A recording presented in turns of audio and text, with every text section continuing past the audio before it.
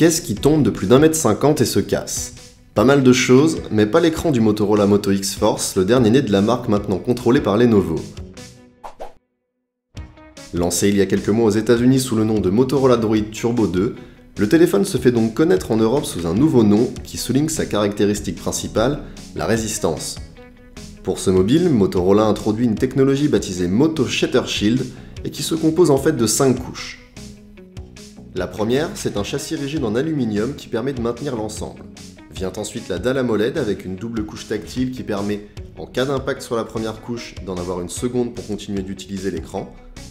On trouve après cela un film intérieur ultra transparent, comme explique la marque, et enfin un film extérieur avec revêtement propriétaire conçu pour protéger contre les chocs et l'abrasion.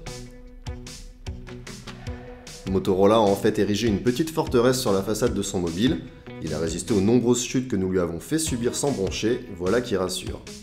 Et pour parfaire la réputation de son Moto X-Force, la firme propose même une coque arrière en nylon balistique, l'ancêtre du Kevlar, sur son Moto Maker. Dans l'ensemble, le Moto X-Force ressemble à son aîné, le Moto X-Steel. Sauf qu'il est bel et bien le plus puissant de la famille grâce à son processeur Snapdragon 810 et ses 3 Go de mémoire vive. Une puce qui a d'ailleurs tendance à se comporter mieux que sur le Nexus 6P et la plupart des mobiles qui l'ont choisi, une bonne nouvelle. L'écran de type AMOLED n'est pas le plus beau qu'on ait vu, ayant tendance à trop tirer sur le jaune, même si on lui pardonne un peu quand on connaît la composition épaisse de cet écran, surtout fait pour résister. Les angles de vision sont bons et la définition 2K du mobile permet un bon confort de lecture. Motorola a aussi eu la bonne idée d'intégrer une batterie de 3640 mAh à ce modèle, et couplé à l'écran AMOLED, on obtient assez facilement 2 journées d'autonomie. Avec l'intégration du capteur photo Sony IMX230, Motorola fait le pari du haut de gamme sur sa nouvelle série de mobiles. Les clichés sont lumineux, nets et plutôt bons dans toutes les conditions. On est plus sceptique sur l'application photo de Motorola, mais ça, chacun est libre d'en juger.